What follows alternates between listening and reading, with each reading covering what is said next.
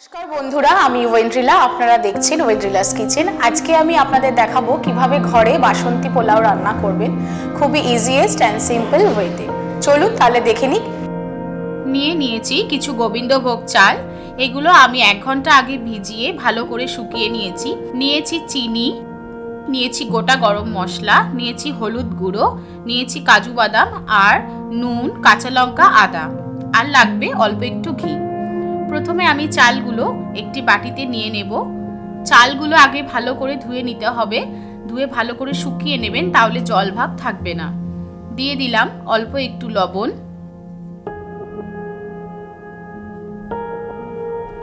দিয়ে দিলাম কাজু বাদাম, দিলাম অল্প একটু হলুদ গুঁড়ো। এর সাথে আমি একে একে সবই মিক্সড করে নেব।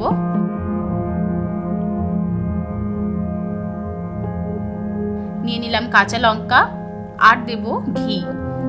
আমরা চিনিটা এখনই দেব না, যখন পোলাওটা শেষ হয়ে যাবে রান্না তখন দিয়ে দেব চিনি।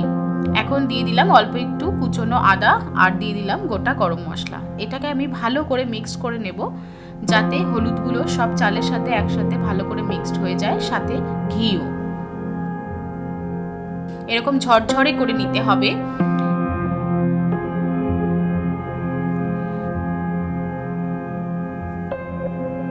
এরপর গ্যাস অন করলাম, বসিয়ে নেব একটি ননস্টিকের কড়াই। এর মধ্যে দেব কিছুটা জল। জলটা ঠান্ডা থাকলেই তখনই দেব না আমি রাইসগুলো।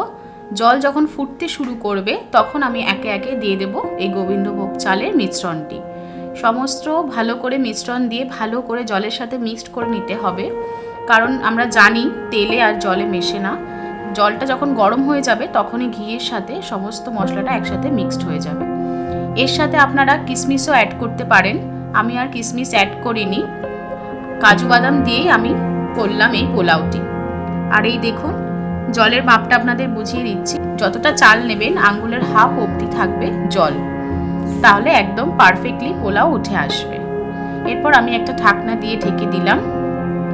ঢাকনা দিয়ে ঢেকে দিয়েছিলাম প্রায় 15 মিনিটস মতন। দেখুন জল সম্পূর্ণ শুকিয়ে গেছে আপনা আপনি, এক্সট্রা আর জল লাগবে না। এটা ঠান্ডা হলেই একদম ঝরঝর করে উঠে আসবে।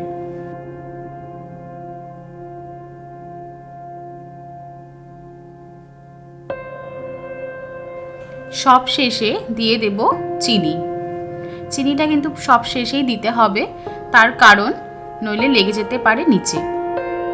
এরপর চিনি দেওয়ার পর আমি সম্পূর্ণ পোলাওটি ভালো করে মিক্সড করে দেব। তারপরে এটি রেখে দেব ঠান্ডা হওয়ার জন্য। আমি কিন্তু গ্যাসটা অফ করেই নাড়াচাড়া দিলাম।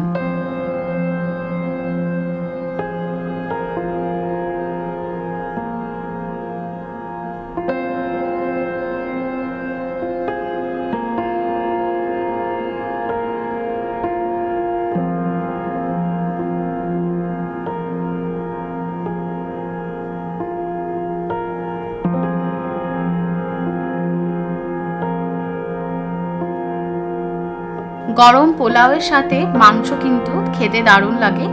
দেখুন কি সুন্দর হয়েছে। আপনারা বাড়িতে ট্রাই করুন আর আমাকে জানাবেন আপনাদের কেমন লাগলো। ধন্যবাদ বন্ধুরা, এতক্ষণ আমার সাথে থেকে আমার এই রেসিপি দেখার জন্য। আপনাদের যদি ভালো লেগে থাকে তাহলে লাইক অ্যান্ড কমেন্ট করে আমাকে জানাবেন আপনাদের কেমন লাগলো। আর অবশ্যই যারা আমার চ্যানেলটি নতুন দেখছেন তারা সাবস্ক্রাইব করে দেবেন।